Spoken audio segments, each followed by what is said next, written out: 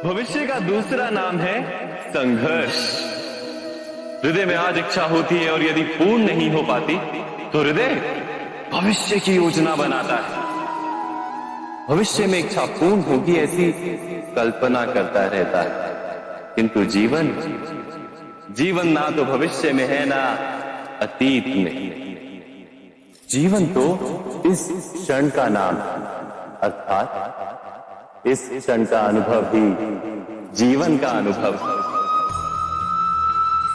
पर हम ये जानते हुए भी इतना सा सत्य समझ नहीं पाते। या तो हम बीते हुए समय के स्मरणों को घेर कर बैठे रहते हैं, या फिर आने वाले समय के लिए हम योजनाएं बनाते रहते हैं और जीवन जीवन बीत जाता है। एक सत्य यदि हम हृदय में उतार लें कि ना हम भविष्य देख सकते हैं, ना ही भविष्य निर्मित कर सकते हैं, हम तो केवल धैर्य और साहस के साथ भविष्य को आलिंगन दे सकते हैं, स्वागत कर सकते हैं भविष्य का। तो क्या जीवन का हर पल जीवन से नहीं भर जाएगा?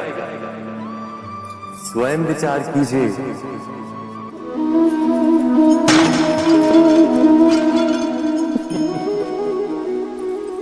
कभी कभी कोई घटना मनुष्य के जीवन की सारी योजनाओं को तोड़ देती है और मनुष्य उस आघात को अपने जीवन का केंद्र मान लेता है। पर क्या भविष्य मनुष्य की योजनाओं के आधार पर निर्मित होते हैं? नहीं। जिस प्रकार किसी ऊंचे पर्वत पर सर्वप्रथम चढ़ने वाला उस पर्वत की तलाई में बैठकर जो योजना बनाता है, क्या वही योजना उसे उस पर्वत की चोटी तक पहुंचाती है? नहीं।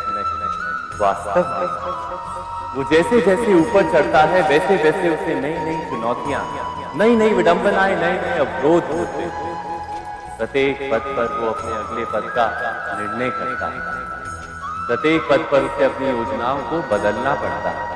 कहीं पुरानी योजना उसे खाई में ना ढकेल दे।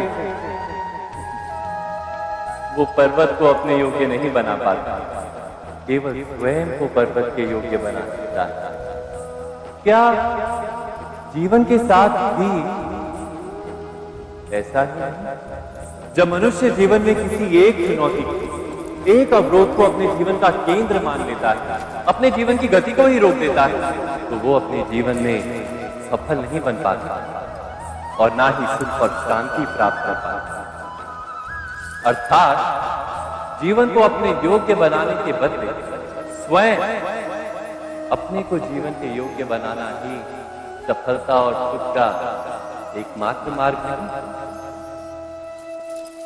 स्वयं विचार कीजिए।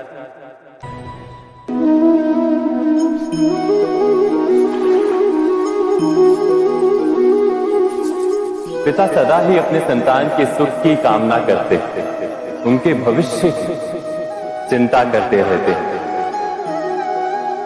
इसी कारणवश सदा ही अपने संतानों के भविष्य का मार्ग स्वयं निश्चित करने का प्रयत्न करते रहते।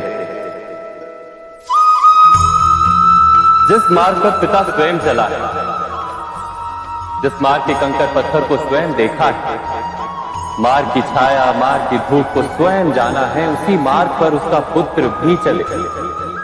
यही इच्छा रहती है हर पिता की। निसंदेह उत्तम भावना है ये। किंतु 3 प्रश्नों के ऊपर विचार करना हम भूल ही जाते हैं। कौन से प्रश्न? प्रथम प्रश्न, क्या समय के साथ प्रत्येक मार्ग बदल नहीं जाते? क्या समय सदा ही नई चुनौतियों को लेकर नहीं आता? तो फिर बीते हुए समय के अनुभव नई पीढ़ी को किस प्रकार लाभ दे सकते हैं? दूसरा प्रश्न, क्या प्रत्येक संतान अपने माता पिता की छवि होता है? हाँ, संतानों को संस्कार तो अवश्य माता पिता देते हैं, किंतु भीतर की क्षमता तो ईश्वर देते हैं। तो जिस मार्ग पर पिता को सफलता मिली है, विश्वास है कि उसी मार्ग पर उसकी संतानों को भी सफलता और सुख प्राप्त होगा। तीसरा प्रश्न, क्या जीवन के संघर्ष और चुनौतियां लाभकारी नहीं होती? क्या प्रत्येक नया प्रश्न एक नए उत्तर का द्वार नहीं खोलता? तो फिर संतानों को नए नए प्रश्नों, संघर्षों और चुनौतियों से दूर रखना, ये उनके लिए लाभ करना कहलाएगा या हानि पहुंचाना? अर्थात जिस प्रकार संतान के भविष्य का निर्माण करने के बदले उसके चरित्र का निर्माण करना श्रेष्ठ है, वैसे संतानों के जीवन का मार्ग निश्चित करने के बदले उन्हें नए संघर्षों के साथ जूझने के लिए मनोबल व ज्ञान देना अधिक लाभदायक नहीं होगा? स्वयं विचार कीजिए।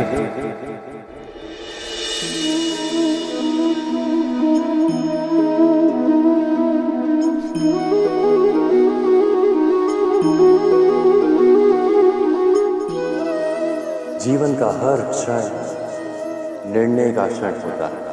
प्रत्येक पद पर दूसरे पद के विषय में कोई निर्णय करना ही पड़ता है, और निर्णय अपना प्रभाव छोड़ जाता है।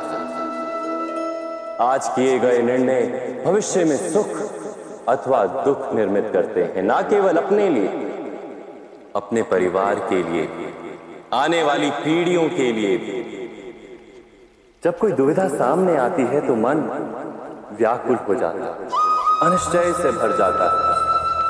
निर्णय का वो क्षण युद्ध बन जाता है और मन बन जाता है युद्ध भूमि। अधिकतर निर्णय हम दुविधा का उपाय करने के लिए नहीं, केवल मन को शांत करने के लिए लेते हैं। पर क्या कोई दौड़ते हुए भोजन कर सकता है? नहीं। तो क्या युद्ध से जूझता हुआ मन कोई योग्य निर्णय ले पाएगा? वास्तव में शांत मन से जब कोई निर्णय करता है तो अपने लिए सुखद भविष्य बनाता है, किंतु अपने मन को शांत करने के लिए जब कोई निर्णय करता है तो वो व्यक्ति भविष्य में अपने लिए कांटों भरा वृक्ष लगाता है। स्वयं विचार कीजिएगा।